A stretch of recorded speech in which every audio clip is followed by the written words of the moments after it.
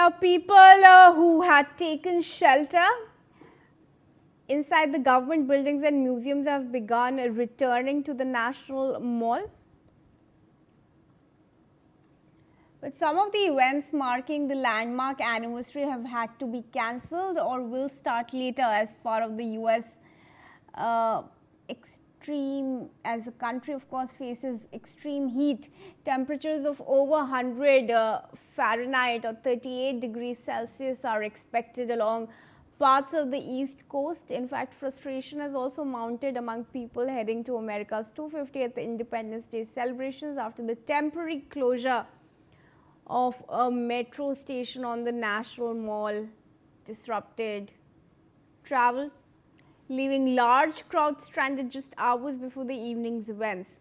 With temperatures soaring to 40 degrees Celsius in some areas, patience quickly ran out as spectators packed subway platform, watching train after train pass without stopping. Many feared the disruption would prevent them from reaching the night's festivities, prompting groans and angry shouts from those trapped inside the station.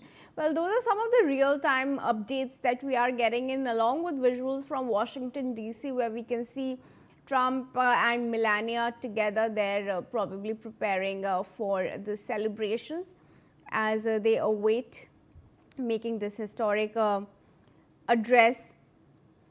Atticus Hitchcock, a political consultant, is also joining us from Dallas.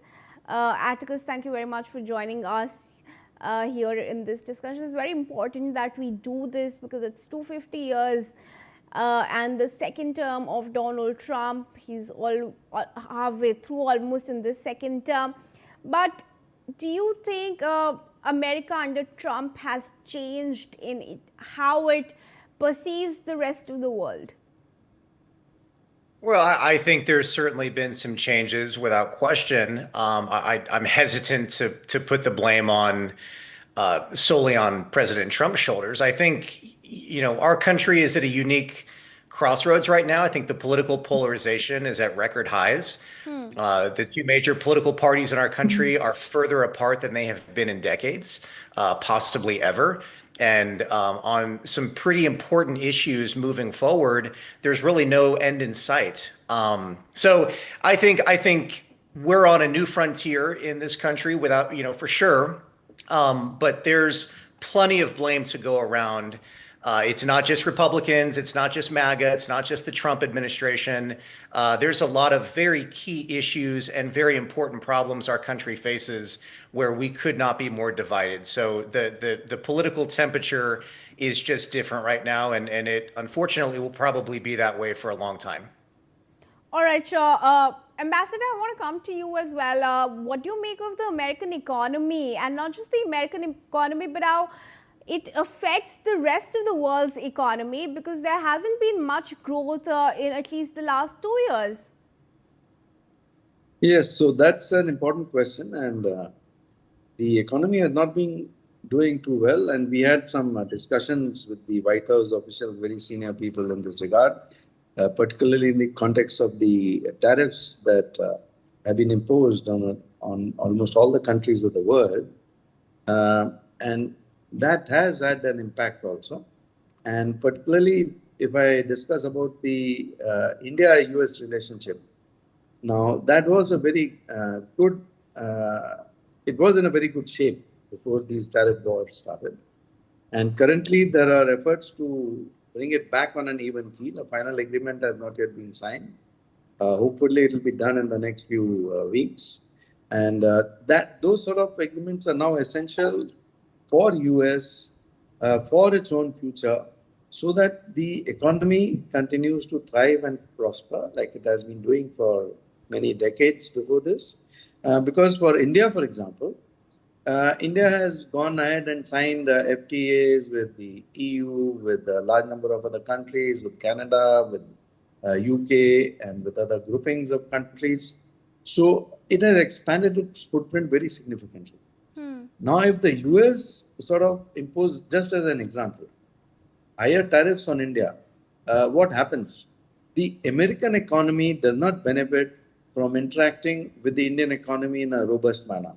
because the Indian economy now has various other channels open to it to expand. So it will start losing interest in the US market and the US economy.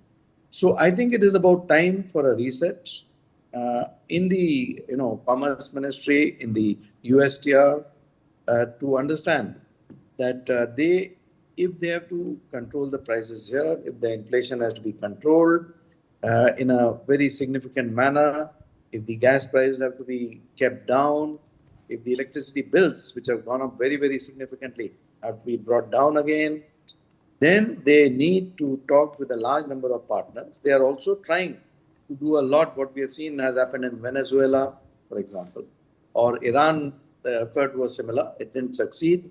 Or even with Russia lifting of sanctions for their energy, for example, because India gets the Russian oil, India processes it and sells it back to other countries of Europe or even the USA.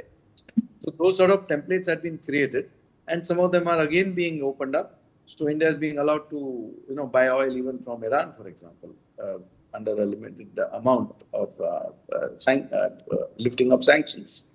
So, but that has to be seen as to how the US takes a view which brings in a holistic perspective for the benefit of the American citizen. Because ultimately, the vote is going to be cast by the American citizen based on how it is pinching his pocket at that point of time.